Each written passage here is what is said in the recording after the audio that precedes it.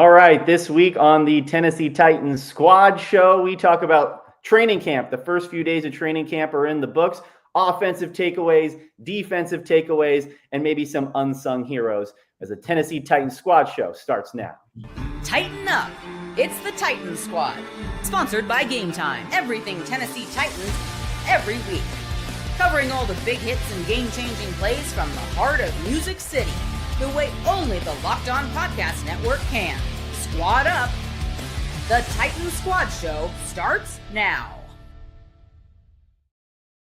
All righty, welcome to the Tennessee Titans Squad Show here on the Locked On Podcast Network. I'm your host, Julian Minnesone, joined by two-time Pro Bowler, former Titans offensive lineman, Mr. Brad Hopkins. B-Hop, how are we feeling? First week, I guess, of training camp is in the books, not including the Nissan Stadium practice, of course. Yeah, you're right. We're getting ramped up. These kids are starting to learn what it's like to be professionals, the younger guys, and for the ones that were here last year and the years before that, they're trying to make a better go of it this year, right? They're trying to figure out what it was that didn't work for them last year, fix those things, start to develop some really good and new habits that'll hopefully lead to this team's success. So I'm excited to see what they do. Certainly exciting. Wanted to remind you that Tyler Rowland will be back at the top of next week for us. You could still catch his Locked On Titans podcast every single day here on the Locked On Network, wherever you get your podcasts. We also wanted to remind you that today's episode is brought to you by Gametime. Download the Gametime app, create an account, and use the code LOCKEDONNFL for $20 off your first purchase. Okay, Brad, I wanted to start at least with this first segment on the offensive side of the ball. Cam Ward talked about how the offensive performance after the first day was, quote, mid. Part of that maybe holding himself to a high standard. Day two, defense definitely won on day two as well. So my thing is that it's training camp too? Is that a cause for concern in just the first week of practice? Especially given, he throws an interception on the first play of 7-on-7. The offense maybe is not as crisp, but that's something that you would kind of expect at least early on, right? Absolutely. Well, first off, we're not going to make excuses for them not being where they want to be just yet because they are just getting started. But there are a lot of things that are working against an offense until you put the pads on. You know what I mean? It's hard to block. It's hard to keep guys out of the pocket when you don't have the pads on to be able to get hands on people, to really be able to redirect people and do the things that you're going to be doing during the season and actually as camp progresses. And that's actually a true determining factor on just where an offense is, the physicality of it. And right now it's limited, until we see them actually get into a scrimmage type situation, until we see them consistently, butting heads, that's when you really know the measure of your team. So he's working under duress a little bit because, like I said, it's hard to kind of pass block, guys that are in different type of situations. Now, what I did see when you're talking about the interception and, Barton saw that the play before, the day before. So he's a smart guy. He makes an adjustment because he recognizes the same play. It's the same script. They're still working on getting those little nuances down. So he makes the play as well he should, because he recognized something that was done against them yesterday. So you're going to see guys make plays like that, especially when you repetitively see the same things over and over and over again. So I would expect that the defense to make that kind of adjustment. But I also think that go ahead. Oh, I was just going to say, I think we need to probably pump the brakes a little bit on the concern, right? I mean, if I had to put it at a 1 to 10, it's maybe at a 1 or a 2. It's like one of those things where if I get an offender bender, I'm probably going to be okay, but I still don't want to get an offender bender. You know what I mean? Mm-hmm. And you think about the way that Cam bounces back from adversity. We talked about it on the last show, how he threw a pick in minicamp and went 18 of 18, and how he bounces back from those moments like that and those learning curves. If you want to make mistakes, this is the time to kind of make the mistakes and jump into the deep end of the pool and see if you could swim a little bit. Right. But also, when I saw him make a mistake, what did he do? He went right over to Cody and said, "Hey, look, what are you seeing? Because you did this. Right. You did this to me before in mini camps. So it's being able to have it explained to you from a different perspective, especially one that's getting the interception in the first place, to tell you what visually he's seeing in your game that allow him to understand exactly where you were going with the football. So I like the fact that, he's humble enough to say, hey, look, I need to figure this out. And the best way to figure this out is to go to the source of the problem being Cody Barton. He's being everywhere on this football field, and I got to avoid him. So let me find out exactly what he's doing. So that way I can take what I learned from him onto the football field when I'm playing somebody else. Yeah, and Cody talked about that after practice too, how regularly he and Cam meet, especially because Cody Barton is the one who's intercepted him 3 times in the offseason so far. Mm-hmm. And Cody says, hey, this is what I was seeing on the defensive side of the ball. Cam goes to him if Cam beats him on a play or something like that. Cam goes to him and say, hey, this is what I was looking at on the offensive side of the ball. Right. It's kind of that hand-in-hand relationship there. Yeah, so I'm not super concerned about the way that plays like that, because right after Cam threw that interception, he had a nice pass to Tyler Lockett, and then he read a blitz, picked up a blitz, I think, and found Bryce Oliver, which would have been 6 points, I guess, if you're counting it in a 7-on-7, how open Oliver was. So it's the way Cam has bounced back from adversity that I don't think Cam wanted to throw the interception, of course, but if you talk about it, it's just kind of something that they got to work through and kind of the early kinks of Cam. And I actually have some sound here from Tyler Lockett on Cam, on the way Cam has been able to bounce back from adversity like that. So here, take a listen. Man, amnesia, that's what it is. You let it go and you just keep growing from there. The biggest part of this game, man, is just like me as a receiver. We all want to catch the ball. Quarterbacks want to make every single throw. Like, everybody wants to be perfect, but there's no such thing as perfect. So you got to be able to learn how to work through some of those things that, may have not have gone right. Ask yourself, man, what did I do wrong? And then just move forward. Don't dwell on it too long, because then, if that's the first play, we got all these other plays and all these other things to go. That's when you start to get into a slump. And so I think he did a great job responding and just playing his game, because there's going to be times in the game where you never know what happens. And so if we can see him play through it here, you can see him play through it in any game. You can't have him respond emotionally, Julian. That's the problem. Because guess what? In every situation that doesn't go your way, you learn something from that moment, and it makes you better. As a matter of fact, it's almost harder to learn from winning than it is to losing, because winning, you don't want to change anything. It works. You continue to use it until it doesn't work anymore, right? Then that's when it becomes a problem that you have to solve. But when you have to deal with things, as long as you don't get down in the dumps and say, oh, woe is me. Are you kidding me? If they're going to happen to you, because the guys on the other side of the football make plays too. They have to win sometimes too, right? So as long as he doesn't react emotionally and all of a sudden start, thinking, getting down in the dumps about himself. Steph Curry has missed a few 3-pointers himself, right? And what does he do? Does he stop shooting? Oh gosh, I better stop shooting because I'm not making any. Stop it. He's gonna load up the volume even more. So yeah, I just really wouldn't be too concerned about, unless he's starting to show like, oh my gosh, I really don't think I have the confidence to do this. And that's a different situation.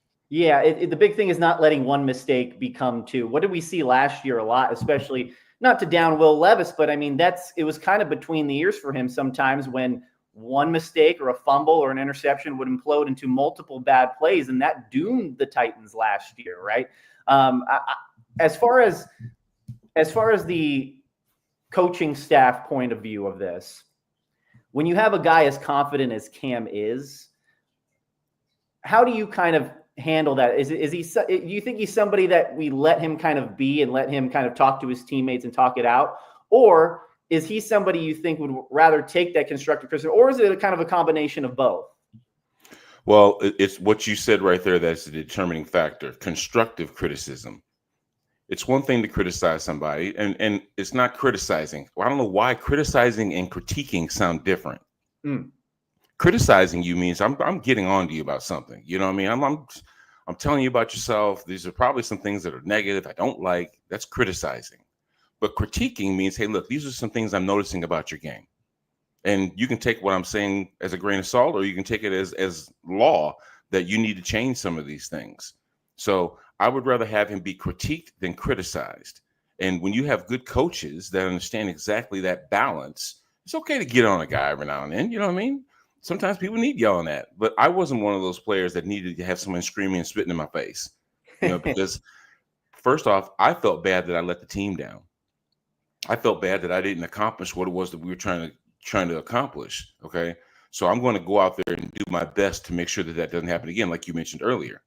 But for a guy to actually take the coaching, Cam doesn't seem like a guy that's uncoachable. that doesn't want to hear it when you tell him to do something, because on his own accord, he's going to try and find out what the right thing is to do. But then he's going to have very qualified coaches around him that also make him understand this is what we're trying to accomplish. This is the correct approach to it, if you don't already understand that. Right. And I wouldn't even put those, at least the interceptions that I've seen in camp, that's not an indictment, I think, on Cam. I mean, it's no coincidence that Cody Barton is the one that intercepted him every single time. I think that's more of just a value of what Cody Barton could bring to this team, rather than an indictment on Cam and his early mistakes as a rookie in camp too. He's a 7-year player. Yeah. He's seen a lot.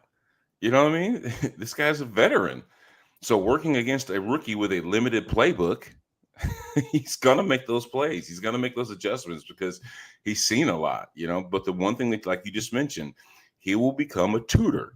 He will become somebody on the other side of the football that gives Cam a different perspective that'll allow him to put that in his repertoire and be an even more evolved guy sooner than later. My next question for you, Brad, is this. Cam talked about how the offense, I think a lot of people blew it out of proportion that the offense was mid on day one. Is that a good thing if you're Cam to have those high expectations for the first day of camp, knowing that he is kind of the engine that's going to make this team go for not just this coming season, but for down the line and years to come? That's the hope, at least. Mid doing what, Julian? The basics? There's nothing sophisticated about what they're doing. They're trying to lay the foundation. This isn't hard. What makes offenses complex is the scheme. Mm-hmm. And as they're able to layer more and more of Brian Callahan's scheme, that makes it more difficult on defenses. You know what I'm saying? It's like, hey, can you keep up with me while I'm jogging? Well, of course you can. I'm just jogging. But can you keep up with me when I'm sprinting? That's the difference. And they're not sprinting right now.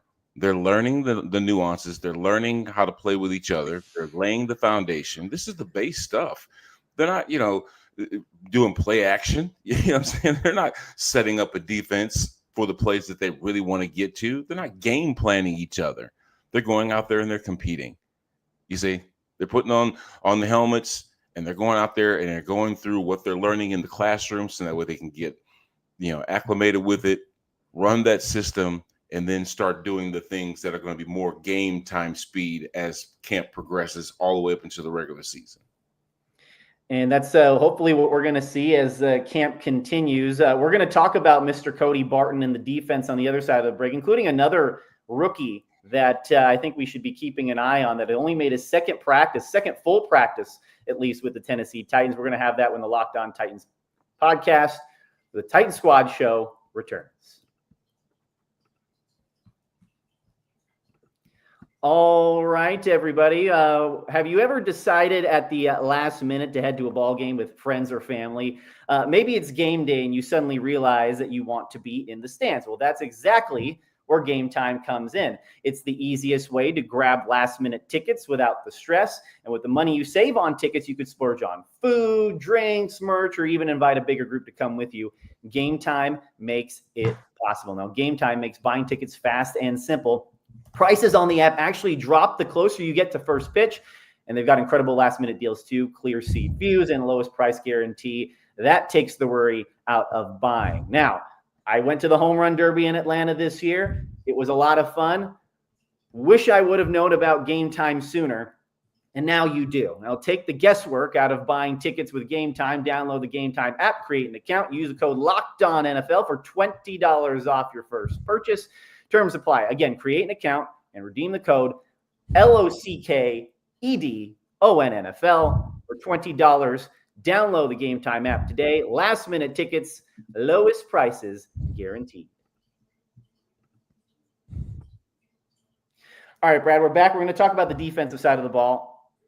Defense definitely won on day two. Maybe typical in the early part of camp.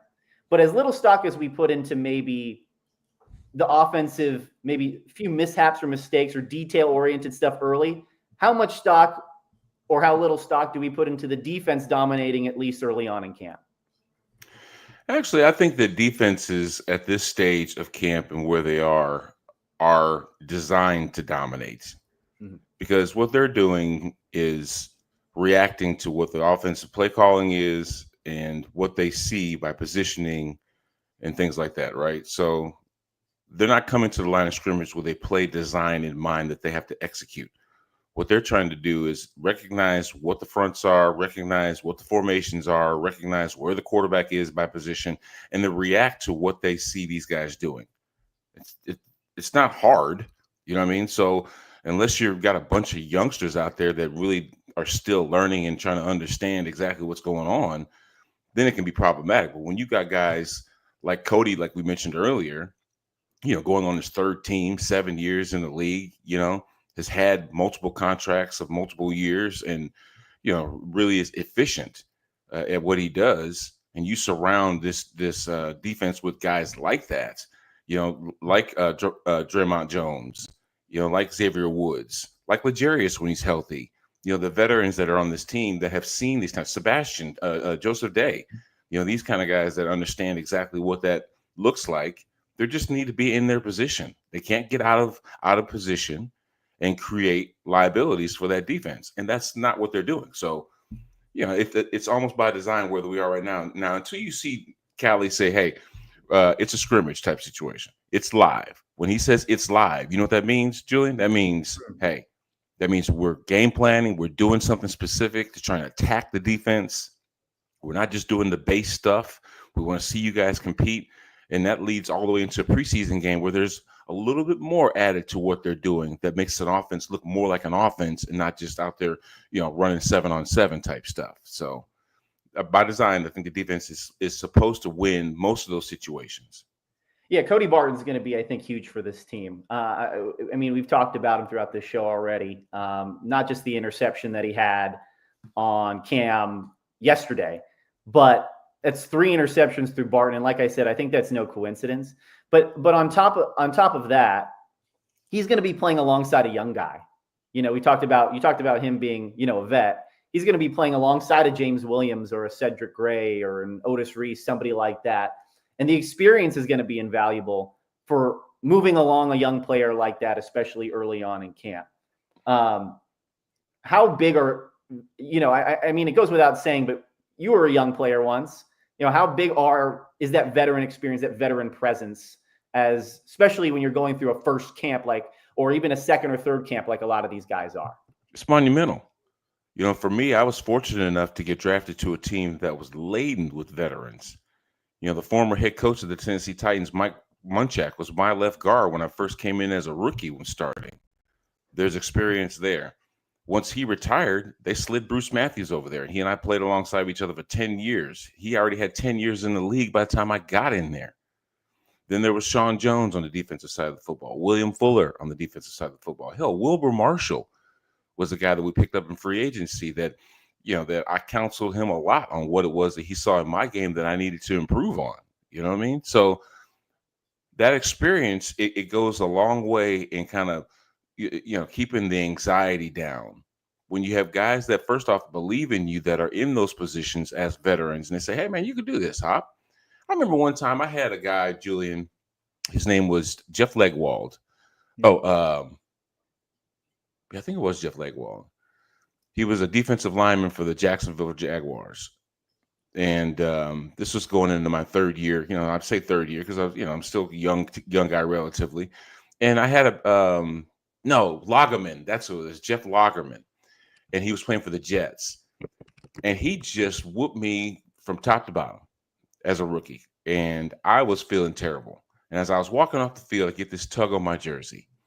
And he's like, hey, Hop, don't worry about it, man. You're gonna be just fine. And he was telling me some of the things that he would like to see me do better. This is the opponent after a game. And he was veteran enough to look at my situation and say, hey, this kid, he could possibly evolve into something. And I'm not going to, take away his confidence and not let him understand that I do think that he has the potential. So he took it upon himself after the game as I'm walking off the field feeling dejected to stop me and say, hey, look, you're going to be okay. And these are some of the things you need to work on. So when you have guys like that are not only on your team, but also people that see, what talent looks like and they want to see it develop, that's when you have the makings of a good player that is surrounded by the right kind of support cast that that allows him to then realize who he actually can be. And Barton, for example, in this case, being the vet there in the middle, he's coming from a Denver team that led the league in sacks last year. Right. And we talked about this on the last show when you like Kevin Zeitler as somebody in the offensive line who has seen the highest of highs and the lowest of lows. Mm-hmm. But now Barton's coming to a situation where the Titans pass rush was the third worst in the NFL. And how invaluable that is going to be. We actually have some sound from Cody Barton on what's been making that transition so smooth and how much he feels like he can help this team at least right away. Here we go. I was in a similar scheme last year, so coming here, it wasn't some crazy new, like, from scratch, you know what I mean? And just like I said earlier, in this scheme, he lets us play fast and lets us, really use our strengths as players to use what we got. And, I feel like the scheme here matches what I have to bring to the table. And, I feel grateful and fortunate to be here, and, it's been a lot of fun so far. That rotation. That was Cody Barton talking about Denard Wilson's scheme and the defense and all of that stuff. So, B-Hop, what do you think about what he said there? Oh, he's spot on. What it sounds like to me is that he thinks that Denard has confidence enough in them to let them be them and play to their strengths. When you don't have to reinvent yourself, when you're using exactly the tools that you were brought in here to use, that allows you to be more a confident player. And I think obviously Denard Wilson speaks player, with his background, right, to understand exactly how to maximize these guys' potential and let them be the players that they brought them in here to be. So when you've got guys that have been in the league as long as Cody has, as long as Draymond has, as long as Legarius and these guys have, you understand exactly where their strengths are and you play to those, because that's why you brought them in, right? You didn't bring them in to break them down and have them be somebody different than what it was that made them successful. That's called a rookie. You know what I mean? Because those guys need layering. Those guys need developing. But when you can see guys like Cody talk about how, in the past, they come from situations that they can then use that experience and apply it to where they are now, they would hope that this defense resembles the one that Cody just came from. Am I right? Right. So if I'm breaking out the tape and I'm looking at Cody Barton from last year and this defense flying around and I'm seeing him making plays, do I want to do something different? No, I want him to do the exact same thing that made him a good acquisition for us on the defensive side of the football. Bring some of that with you here. That's why you see coaches and players alike, when they have success, they all of a sudden become a commodity, right?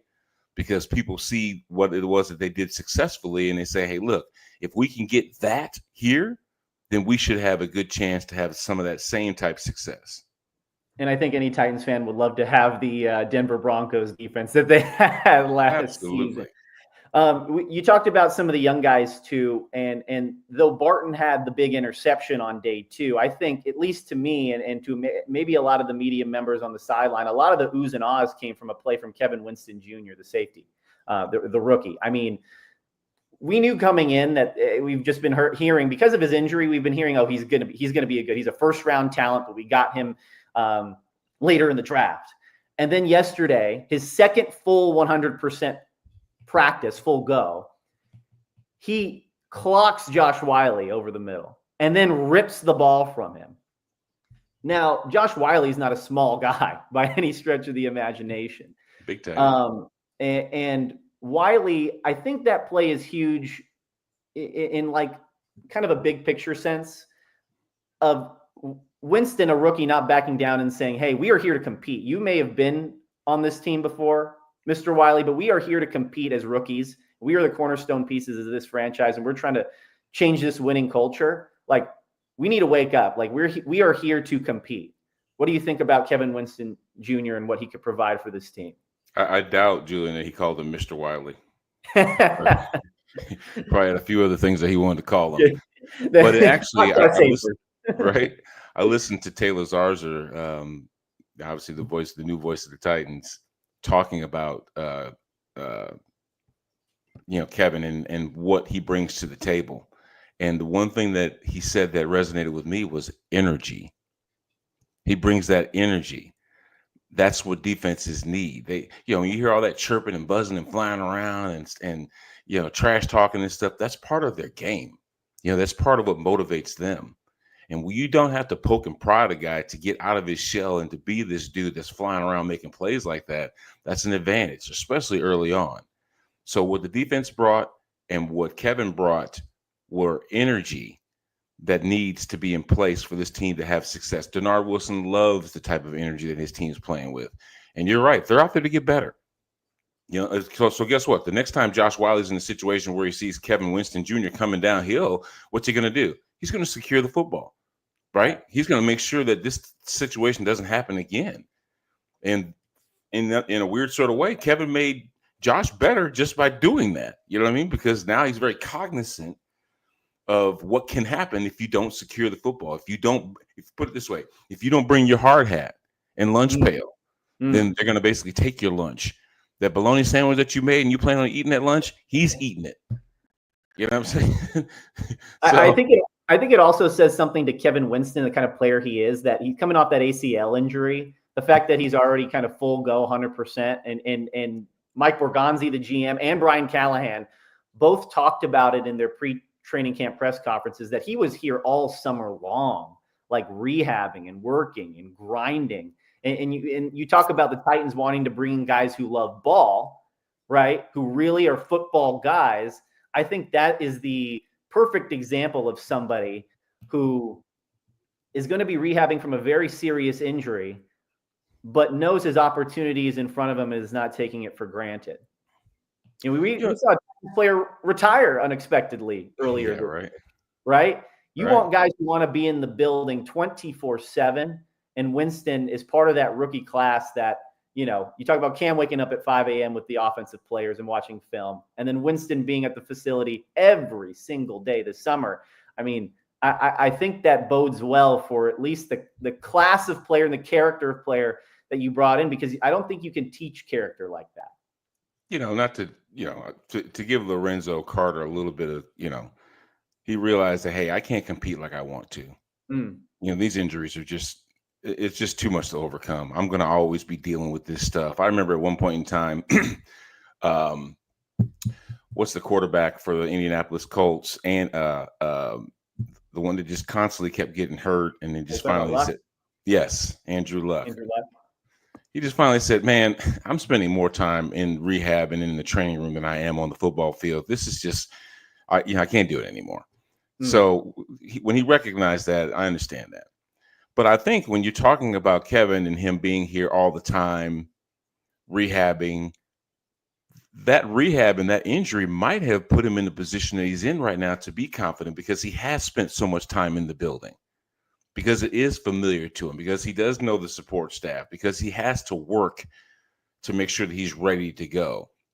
So it almost gave him a little bit of an advantage over everybody else that didn't have to be here all the time, right? Because when you're injured like that, unless you got millions of dollars to spend on therapy and all this other stuff on your own, you're going to get your butt back into the facility and take advantage of what they have to offer you. So I think being in that situation, it then allowed him to kind of develop the confidence and the familiarity with his environment that then lent to the confidence that we see in his energetic play on defense. And I think when you're injured like that too, I never played football, but I played basketball through my freshman year of high school, freshman year of college, I mean. And I had some injuries, and you see the game from a different perspective. You see the game differently when you're kind of on the sidelines watching and maybe not taking it for granted as much. And I'd expect that Kevin Winston, that's something that he probably thought of when he's on the sideline with an ACL injury, and his dream of being an NFL player is right in front of him. Yeah. I remember I had when I played basketball in high school, we had an equipment manager. His name was Chad Dare. He's actually a writer now for the newspaper at my hometown in Moline. And I remember whenever we would be in a situation where we weren't playing well, or we were losing, or we even lost, he was so emotional about it. This was somebody that wasn't even on the court. You know what I mean? This is somebody that couldn't do what we were doing as players, but you could see his commitment and his investment emotionally into what we were doing, it almost made you play harder, because I'm saying to myself, I have the ability, I'm blessed enough to be able to play this sport and play it at a high level. This kid isn't, but yet his commitment to what we're doing is almost more invested than we are, because it matters to him. You know what I mean? So when it matters to you, which is what I'm taking from what you're saying, Julian. Mm-hmm. When you care about what you're doing and you want to get out there and compete, especially when you have the ability and the talent to do it, it is frustrating when you can't maximize and when you can't take advantage of that opportunity. So, maybe he did see that, hey, look, man, I'm already behind the 8 ball. I got to get caught up. And when we were talking about Lorenzo, the reason for him stepping away was because he couldn't compete at that level. It's not like he didn't want to. It's like, man, it's just too much for me to get up, nowadays to get this thing going. And even then, I'm still not working at the level that I feel like I need to be confidently able to compete against some guys that are going 100%. We had a comment in here that from Hasmandius, I think that's how you pronounce it there, is that the rookie class feels very focused and mature for their age. Love how invested they look so far. And I think that's certainly true right there. All right, on the other side of the break, we're going to talk about some players that aren't getting enough love in camp, some unsung heroes so far. I know it's only for the first few days, but we can still talk about it here on the Titans Squad Show on the Locked On Network. Stay with us. All right, this episode is presented by Yahoo Fantasy. Fantasy football is back. Make sure to fire up the group chat for that one. All the breakouts, busts, and all the overreactions we live for, it's all going down on Yahoo Fantasy. This year, me and some work buddies are playing in a Yahoo Fantasy league, and you should too, whether you're a first-timer or a veteran making your millionth league. I've used Yahoo Fantasy for years and love how smooth the draft day experience is. Can't beat it. To celebrate 28 years on fantasy greatness, Yahoo Fantasy is dropping 28 big new features over 28 days, giving you more ways to play, more ways to draft, and more ways to win. It all begins August 4th. Stay tuned and get started by creating or joining a Yahoo Fantasy League at yahoofantasy.com/lockedonnfl. That's yahoofantasy.com/lockedonnfl. And let's make this fantasy season the best one yet. All right, we're going to talk about some unsung heroes here for camp so far. And Brad, I think it should be in your contract that you need to talk about the offensive line at least once an episode. And plus we want to hear you talk about that kind of stuff. Last show you mentioned Kevin Zeitler, right? And how you mentioned he could be one of the big pickups of the offseason, especially for the Titans, given their needed offensive line. And they really prioritized that, knowing they were going to pick Cam Ward. But I wanted to talk about Dan Moore, left tackle.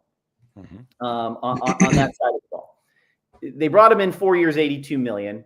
And I think at the time, a lot of Titans fans were talking about, man, that's wholly overpay, But there is something in the NFL called a bad team tax. And at 3-14, sometimes that's the cost of doing business there in the NFL. But my argument to that would be, you're not paying just for an offensive line over $80 million over the next 4 years. You are paying for an offensive lineman and to protect Cam Ward's backside, which is, in my opinion, priceless. As far as Dan Moore, what are you looking to see out of him in camp, especially as we get later and later and pads come on and we get closer to maybe those preseason games and those joint practices? Yeah. Consistency. Obviously you want to be balanced as a blocker. You want to be able to be as effective running the football as you are passing the football. And it starts with guys like that up front. 5 years of experience.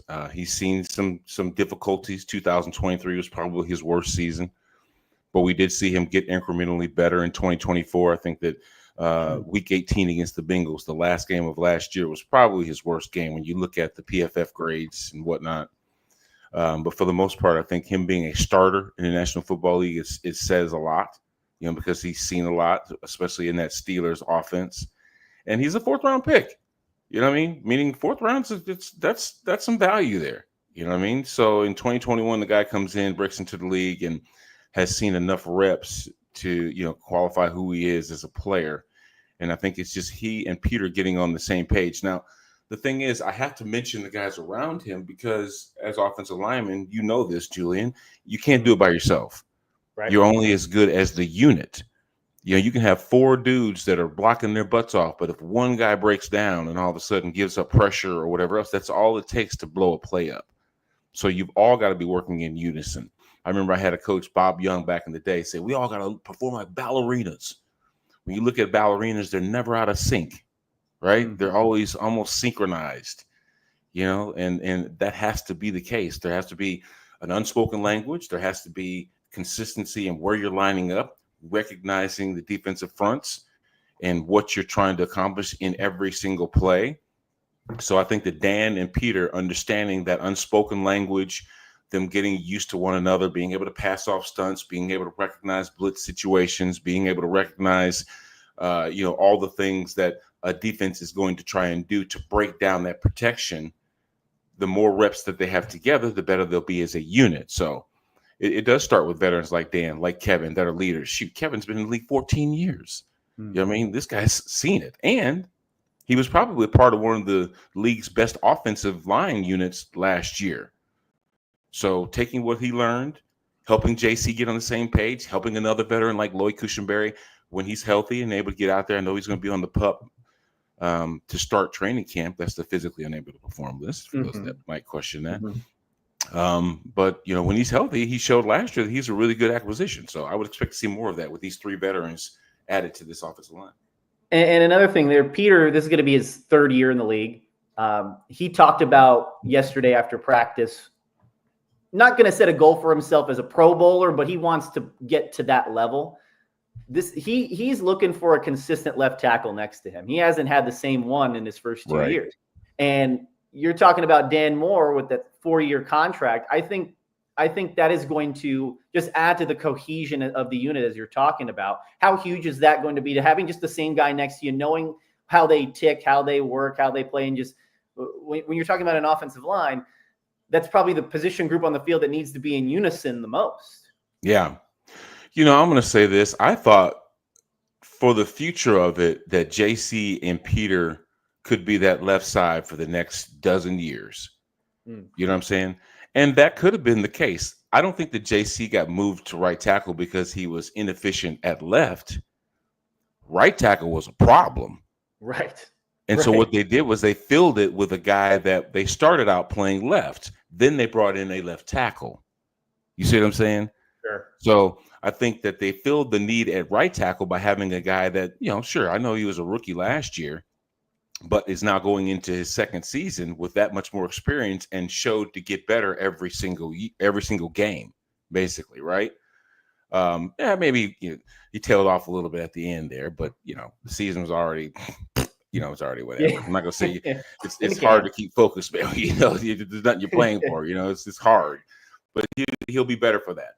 But I'm saying they solved the right tackle issues by moving somebody into that spot that they felt could be better qualified than what they already had. Then when they brought in through free agency another lineman that was going to play left, he just slid into the vacancy at left tackle, solving a lot of their issues.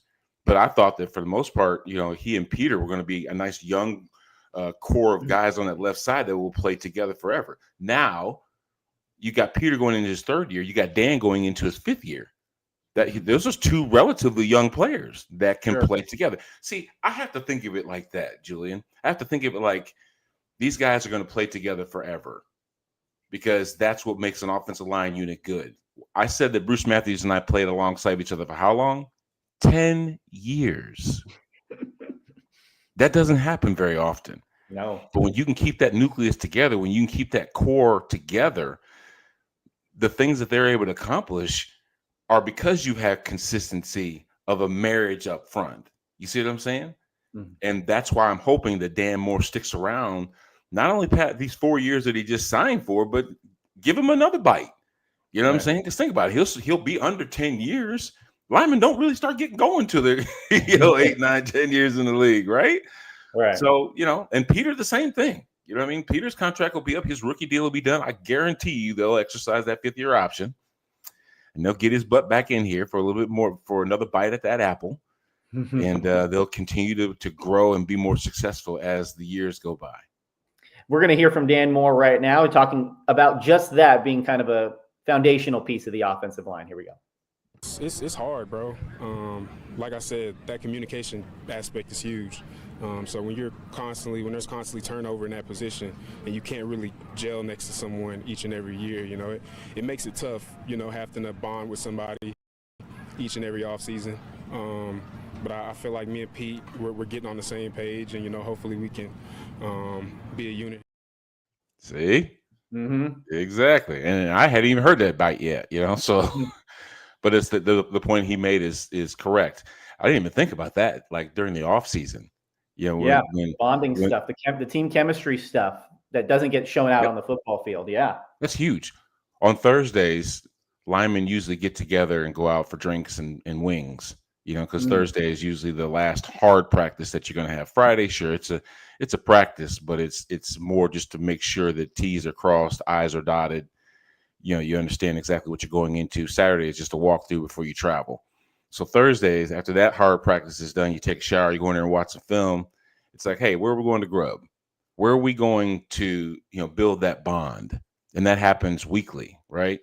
Even in the off season, when these guys are understanding each other and they like being in each other's company, they're going to go out on Old Hickory Lake together, right? They're going to go downtown and maybe taking a concert together. They're going to hang out and they're going to be a unit, not only on the football field, but off the football field. And it's that kind of relationship that allows them to play better within each other.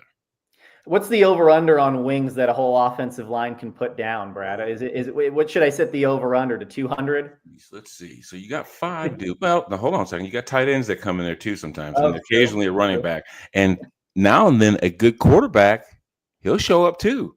Oh, yeah. So you quarterbacks are getting bigger. They're bigger guys now these days. You know what I mean? Don't be fooled. These quarterbacks can eat, man. They can put it down. You know what I'm saying? So I'm going to say at least a couple hundred for the linemen. Probably throwing another 100 for the skill position guys too that might swing by. So you might easily see a 300, 350 wing debacle. You know what I mean? Man, just feathers flying everywhere. You know what I mean? That's an expensive bill. You talk about. I wanted to move on to one of the skill guys who's maybe not getting a lot of love.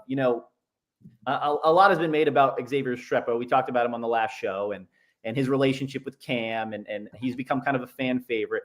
But Bryce Oliver is the other guy that's probably going to be fighting with Restrepo, competing with him for maybe that last wide receiver spot. Might come down to those two guys. Oliver, big on special teams as a gunner last year. Mm-hmm. He made probably the best offensive play of the day yesterday. As I mentioned earlier in the show, Cam picked up a blitz and found Oliver. And afterward, Bryce was like, I wasn't even supposed to do that on that play. I was just being an athlete, being a football player. What do you think about Oliver and what he's provided, at least from last season, and how maybe building up to this season to earn himself a spot?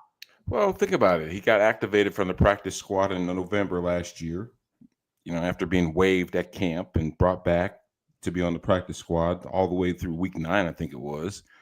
And he's been in Cali's system. I say Cali's system, and his culture is what it is. You see what I'm saying? Mm-hmm. And he's immersed himself in that even in his second season. So he understands, the responsibilities that Cali would like to have in a receiver. He gets to work with guys like Calvin and Tyler and, players like that can help his development. So players like that, first off, are good in special teams. You've got to have cover guys. You've got to have, people that are gunners. You got to have people that, that will help with, the field position game. And then also in a rotation where you're trying to run, sometimes 3 and 4 receiver sets and guys need a break. You're going to get an opportunity to get on the field and make a play or two. And as long as you got sticky hands when those opportunities come, then you show your value. And I think that's what guys like Bryce, are able to do. And you mentioned, former teammates of his that of Cam Ward's that, he gets to play with and have an understanding and a rapport with. Those are the type of situations that are an advantage. There's a reason why you see, Cam going to players that he recognizes from college because they're used to understanding each other. You know what I mean? So, hopefully this is, a type situation where these youngsters coming in can, one, take advantage of understanding exactly what the lay of the land is like for Bryce, and for those rookies coming in, if you've already got a pre-existing relationship with a quarterback, that can't hurt. And we're going to hear from Bryce here right now after yesterday's practice. Here we go. I mean, honestly, it really doesn't matter, man. As long as I can contribute to the team, that's what I'm going to do, man. Whether I'm catching the ball or whether I'm being a gunner. Either way, like last year, I was able to do both. So wherever I'm able to contribute to the team, that's what I'm going to do. And we talked about that last kind of wide receiver spot needing to do those things. I mean, Bryce, obviously, everyone talks about his special teams, and obviously that's what he made an impact at last year. But he also wants to be known as a pass catcher too. How do you kind of balance, trying to make a spot and trying to put yourself in the best position, but also playing for your teammates and sacrificing what you need to do? Or do those things go kind of hand in hand? Yeah, that's the latter. I mean, the consistency comes from being able to do both of those things. I keep mentioning special teams because every skill position player plays a special team because there's so many of them. Special team coaches are probably the most unique coaches on the staff because they have a connection with everybody. DBs, receivers, tight ends, linemen in protection on field goals and extra points, that kind of stuff. And they work with both sides of the football, particularly because those players have to be on the field to give you an opportunity after third down. Fourth down is their show, right? The beginning of a drive is their show. To start a series, it's their show. To start a quarter or a half, it's their show. So being able to rely on guys like Bryce that understand being a role player is just as important. You then work your way into, how about this? Derek Mason, one of the newly inducted Tennessee Sports Hall of Famers. He came to us with an unbelievable return game, but really wasn't involved that much in the regular rotation as a receiver. And he gave us great field position. And I thought that it was almost, for me personally, I thought, shoot, when he started starting as a receiver and was doing less with the special teams, I was like, hey, man, put that guy back out there on the punt return stuff, because he's giving us the football well past the 50.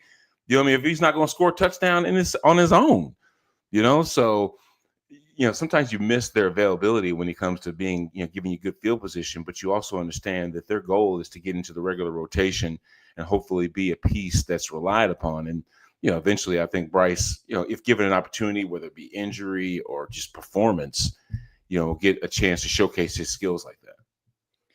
And we're going to see how that plays out, especially in that crowded wide receiver room on that back end there. That's going to be one of the battles to watch in camp. And we talked about that on our last show. You can check it out on our YouTube channel, Locked On Titans. After the break, we're going to talk about the upcoming week of practice. They still got the Nissan Stadium practice. That's going to be huge. And kind of our final thoughts as we head to the end of week 1 into week 2 of Titans training camp. Keep it here. All right, now time for Nissan Stadium practice on Saturday. Fans are going to be coming in. There were some fans at practice this past week, and family and friends and all of that stuff. But yes, it is an event for the fans. Be hot, but I think this is a good chance also for the guys to kind of get in the game routine. You're going to the stadium you're going to be playing in. You're going to be using the locker room. You're going to be going onto the field, doing warm-ups and your reps there. On top of the fact that you're going to have to communicate on both sides of the ball with a loud crowd around you. Depth perception maybe is a little bit different at your stadium as opposed to maybe the practice field over at St. Thomas. So how much stock are you putting into, though it's early and it is a fan first kind of event, how much stock are you putting into a Saturday practice there at Nissan, their first time there, this new regime with the Titans? Yeah, it's not just a practice. Even though they're out there working against each other in a similar fashion as they would be if they were over at St. Thomas. I dig it. But it's back together Saturday. That's the way they're billing the alumni coming back to sit in the suite and watch practice. Watch those guys do exactly what we did as players. I got my invite. I'm coming with my wife and my brother-in-law, and we're going to go watch this new iteration of the Titans from the suite. And, that's exciting for us, because obviously we're players that have been in those shoes and we want to see exactly how competitive this team is. But those guys that are down there on the football field, Julian, they know it's a different situation. It's not game time by any stretch. Mm-hmm. Okay. It is a dress rehearsal though. Yes. Okay. So that dress rehearsal is going over to the stadium. They'll probably bus them over, and maybe bus them back to the practice facility. unlike a game where you just kind of show up yourself and you pull up into the S parking lot and you wave to the fans as you're walking into the building and, shaking hands with the security staff and all that other stuff, but it's a more organized way for them to get familiar with the game time routine. They're going to go into the locker room, sit in their lockers. It's going to be a lot more people. Not everybody that's going over to practice tomorrow is going to be there come week 1 in the regular season. But they'll at least understand the atmosphere. They'll understand exactly what it feels like to look up, in the clubhouse level and see all the people and the fans that are there to see exactly what this team looks like front and center. No pressure that B-Hop is in the crowd to the current players. I mean, he's going to be watching, especially you, Dan Moore. You hear it? You got to worry about me, man. Don't worry about me. And I also think it's big from a perspective of the Titans are going to be on the road for a long stretch of time during this training camp. They're going to be going from the joint practices to Atlanta and that preseason, or Tampa, to those preseason games in Tampa, and then go straight from there to Atlanta for those joint practices. And Brian Callahan talked about how long they're going to be on the road, and maybe that's not the most typical, but that helps with team bonding. And this includes the Nissan Stadium practice too, includes with team bonding, getting closer to maybe guys that you wouldn't have otherwise. The game day routine, whether it's at home or on the road. Of course, when you're on the road, it's a little different because you'll go on the road, you'll come back here to Nashville, and then you go back on the road. But they're staying on the road for those 2-week period, 10-day period, whatever it is. How huge is this maybe from a perspective of getting ready for those joint practices down the line where you're going to be in a different environment? Yeah, I remember when we did joint practices against the Cowboys, when we did joint practices against the Chargers and Chiefs in training camp, you find out more about your team during the week of practice than you do during the preseason game itself, because those might be the most strenuous type situations to be in. And you need that kind of pressure to create diamonds. Because you are in a one-on-one situation with somebody whose jersey isn't yours, with somebody who's on the opposite team, and you're giving it more than you would be if you were going up against somebody that's in your locker room, right? You're practicing harder in essence. You're more focused because it's an uncommon opponent.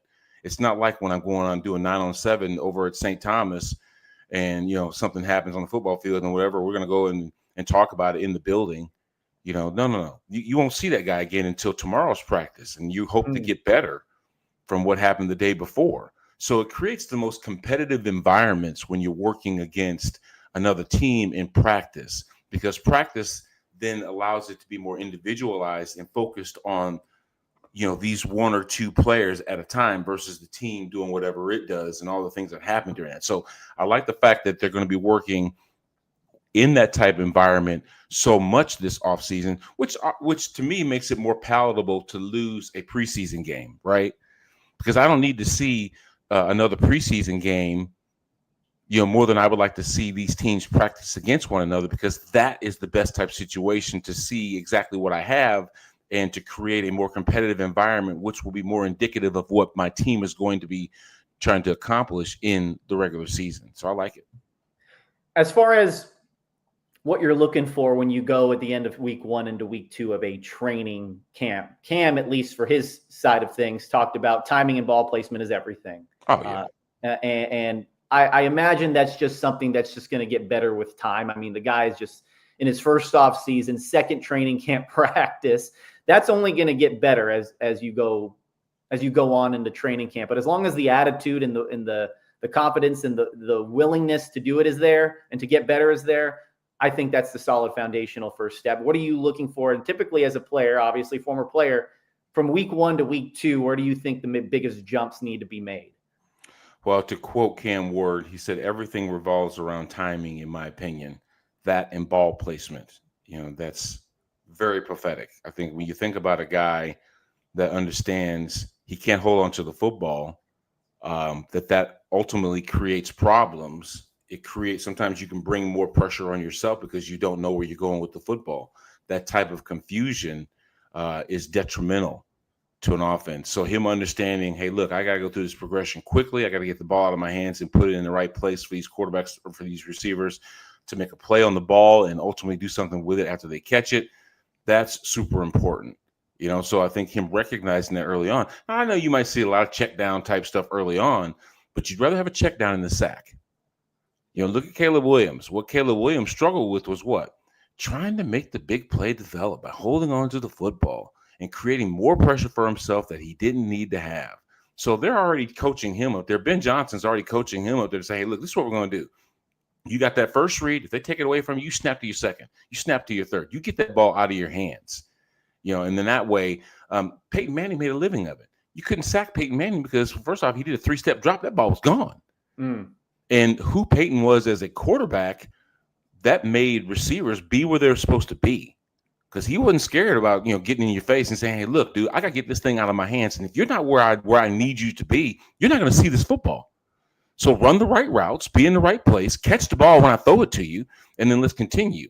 So understanding your responsibilities, understanding that you cannot hold on to the football or that creates problems, that's what makes an offense more efficient. And I think that Cam's already got a good bead on just that. And the receivers and the blockers, all those people around him understand exactly what they're trying to accomplish as well. And last year we saw Will Levis kind of not be okay with just the boring stuff. I feel like a lot of times he wanted to make that home run play and show off the big arm and all of that. But it's okay to either throw the ball away or take a check down rather than make that 1st and 10 to make it 2nd and 17. 2nd and 8 is fine. You know what I mean? So we saw that last year, and Cam kind of lives over the middle. And to your point, they're not doing a lot of downfield work right now. Like they're keeping it pretty simple, and that's probably natural for the early parts of camp. But I think maybe, who knows, maybe we'll see it at Nissan on Saturday with the fans, and they'll kind of pander to them a little bit. Who knows? They want to get vertical. They want to see the field stretched a little bit. They want to put the defense in situations where, hey, you got to be in cover 4, cover 2, pressing, line of scrimmage, that type of stuff. They want to see what these guys look like in certain situations. But then that means that the offensive line has to hold up for that play to develop, right?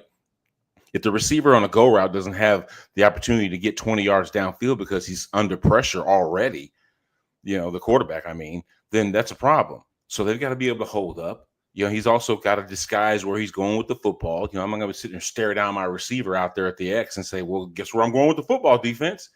So they're going to try and create those wrinkles that are problematic for a defense. So in that way, they can make their adjustments as well. Everybody gets better when you start seeing, the play stretch just a little bit, but you still got to play within the nuances of the play. You look at that go route out there that you'd love to hit, and you see that safety is rolled over the top of him and he's double covered. That's not your guy, right? Well, guess what? When that safety is rolled over, that means there's another part of the field that has a vacancy, and whatever receiver, whether it's a slot, a tight end, maybe a back coming out of the backfield in the pass game, that's got to be the guy you're going to, and you can make those acknowledgments and adjustments sooner and get the ball out of your hands.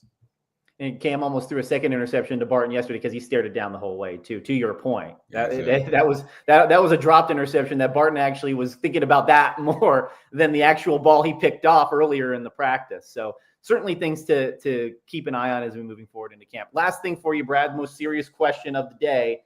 How many wings are going to be in the players' suite, the former players' suite on Saturday? Oh man.